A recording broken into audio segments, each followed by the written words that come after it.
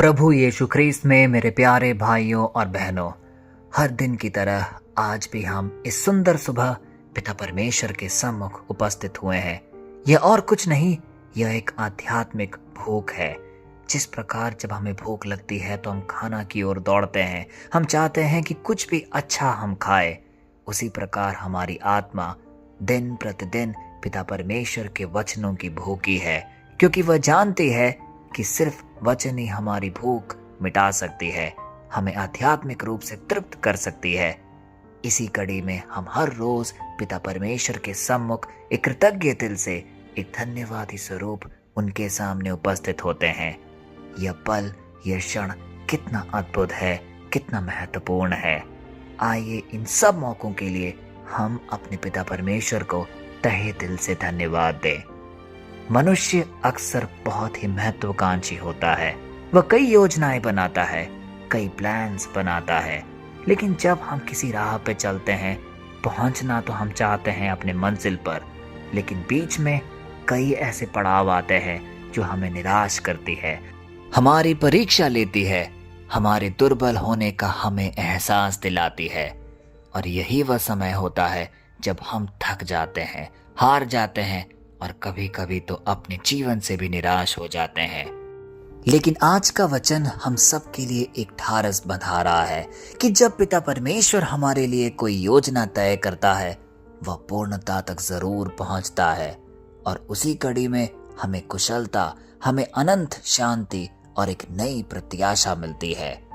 आइए आज का वचन का हम एक पूर्ण हृदय से अध्ययन करें, जो कि लिया गया है यिर्मयाह की पुस्तक से, अध्याय 29 पद संख्या 11 से 12, और इस प्रकार है। क्योंकि मैं तुम्हारे लिए जो योजनाएं रखता हूँ उसे मैं जानता हूँ, यहोवा की यही वाणी है। वे हानि की नहीं किंतु कुशल की योजनाएं हैं, और अंत में तुम्हें आशा से परिपूर्ण भविष्य देना है। तब तुम मुझको पुकारोगे और आकर मुझसे प्रार्थना करोगे और मैं तुम्हारी सुनूंगा। प्यारे भाई और बहनों, जरा कुछ समय मौन रहकर इस वचन को बार बार अपने दिल में दोहराएं, क्योंकि ये और कोई नहीं, पिता परमेश्वर हमसे एक वादा कर रहे हैं। वह कह रहे हैं, क्योंकि मैं तुम्हारे लिए जो योजनाएं रखता हूं उसे मैं जानता हूं। अब होता क्या है, हमारे जीवन में हम कई बार ऐसे जीवन के पड़ाव में होते हैं जब हम किसी राह पे तो चल रहे होते हैं, लेकिन हम असंतोष में रहते हैं, क्योंकि हमारे अंदर इतनी कटुता, इतनी पीड़ा भरी हुई होती है कि हम सफलता तक नहीं पहुंच पाते। कई बार तो कोई कर्म हम कर रहे होते हैं लेकिन भुनभुनाते रहते हैं, पिता परमेश्वर से कई प्रकार के सवाल पूछते हैं कि हे पिता, तूने मुझे इतने कष्टमय मार्ग पर क्यों चलाया?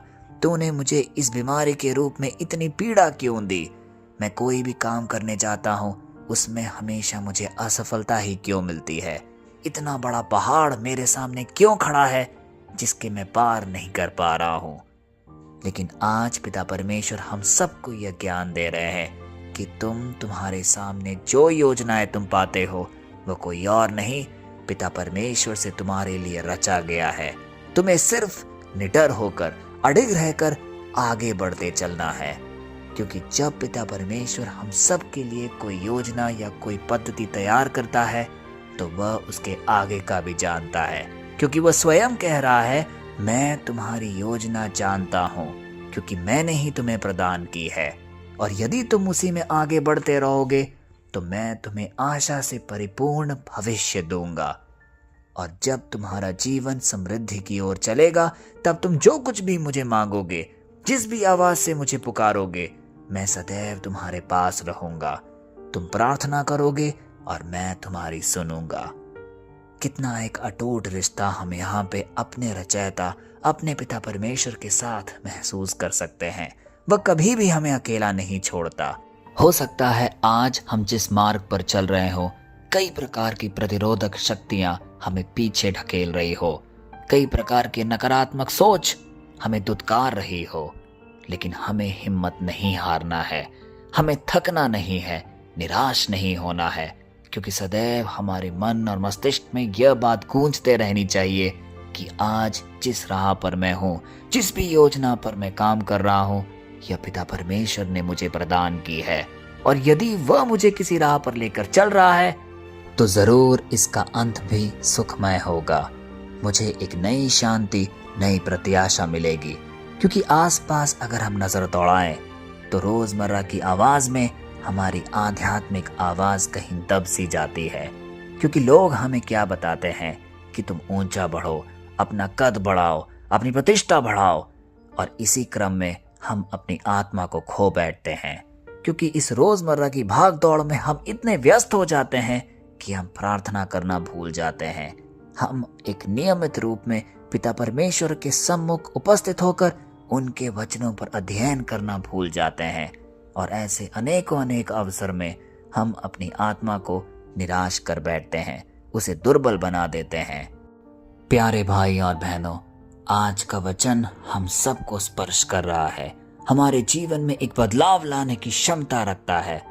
वचन हमें समझा रहा है कि तुम निडर होकर, अडिग रहकर आगे बढ़ते चलो, और बाकी सब पिता परमेश्वर पर छोड़ दो, क्योंकि वही है जो तुम्हारे जीवन में नई नई योजनाएं बनाता है। और विश्वास रखो कि हर योजना तुम्हें पूर्णता तक पहुंचाएगी, और उस क्षण में हम जो कुछ भी मांगेंगे, जो भी हमारी प्रार्थनाएं होंगी, वह सब नियमित रूप से पूरा होंगी। आज यदि हम अपने आप को किसी भी कारणवश पिता परमेश्वर के पास महसूस नहीं कर पा रहे हैं, हो सकता है कोई प्रार्थना जो सालों से पूरी नहीं हुई है, या कोई बीमारी जिसे हम या हमारा कोई परिवारजन ग्रसित है, उसे चंगाई नहीं मिली है, ऐसा कोई भी अवसर हमें निराश नहीं करना चाहिए। क्योंकि आज का वचन हमें एक नई प्रत्याशा प्रदान कर रहा है कि परमेश्वर कभी हमें नहीं भूला है। वह निरंतर हमें देखता और परखता है, क्योंकि वह हमारे लिए एक नई योजना आज ही इसी क्षण बना रहा है। हमें सिर्फ अपने पूर्ण हृदय से, एक कृतज्ञपूर्ण भाव से उस योजना को स्वीकार करना है। क्योंकि यदि हम दिन प्रतिदिन पिता परमेश्वर के वचनों पर एक अड़िग विश्वास रखेंगे तो जरूर वह वचन पूर्णता तक हमारे जीवन में पहुंचेगा और हमारी सारी प्रार्थनाएं सुनी जाएंगी। यह है पिता परमेश्वर की प्रतिज्ञा हम सबके लिए। तो आइए इस दृढ़ विश्वास के साथ एक छोटी सी प्रार्थना पिता परमेश्वर के सम्मुख हम प्रस्तुत करें। हे स्वर्गीय पिता, आज तेरे इस वचन ने हमारे दिलों को छुआ है। हम ये आज महसूस कर पा रहे हैं। धन्यवाद कि तू हमारे भविष्य का परमेश्वर है, तू हमारी दिशा है, तू हमारी आशा है।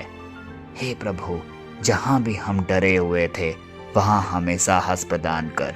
जहाँ भी हम टूटे हुए महसूस कर रहे थे वहीं तू पुनर्स्थापना दे। जहाँ हम बीमार थे वहाँ चंगाई लेकर आ। जहाँ हम खालीपन महसूस कर रहे थे वहीं तेरी शांति आज भर दे। हे पवित्र आत्मा, हमारे मन, हमारे घर, हमारे बच्चों, हमारे सपनों और हमारे भविष्य पर उतर आ। हमें तेरी इच्छा को समझने का ज्ञान दे और तेरे समय पर भरोसा करने का धैर्य दे। आज इस वचन के द्वारा हम यह घोषणा करते हैं कि हम असफल नहीं होंगे, हम खोए हुए नहीं कहलाएंगे, परंतु हम तेरे अपने हैं। तूने हमें रचा है। हम रुकेंगे नहीं, थकेंगे नहीं, क्योंकि परमेश्वर हमारे जीवन पर कार्य कर रहा है। यीशु के सामर्थ्य नाम पे ये सारे निवेदन, ये सारी प्रार्थनाएं हम समर्पित करते हैं। पिता, पुत्र और पवित्र आत्मा के नाम पर, आमीन। प्यारे भाई और बहनों, हमारा परम पिता अनुग्रह और कृपा का अपरंपार है। जब वह हमारे लिए कोई योजना तैयार करता है तो वह उसे अधूरा कभी नहीं छोड़ता। वह ये सुनिश्चित करता है कि वह सारे वरदान, वह सारी आशीषें हमारे जीवन में पूर्णता तक हमें मिले। जब भी हम उदास होते हैं तो वह भी दुखित होता है। जब हम परेशान होते हैं उसकी आंखें भी नम होती है, क्योंकि वह हमारा रचयिता है। उसने बड़े प्यार से हमें रचा है। वह कभी भी हमें निराश या परेशान नहीं देख सकता।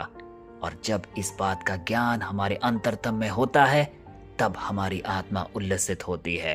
हम उत्तेजना से भर जाते हैं, क्योंकि हम जानता हैं कि स्वर्ग में एक पिता हमारे लिए हमेशा इंतजार कर रहा है। वह हमें कभी लड़खड़ाने नहीं देगा।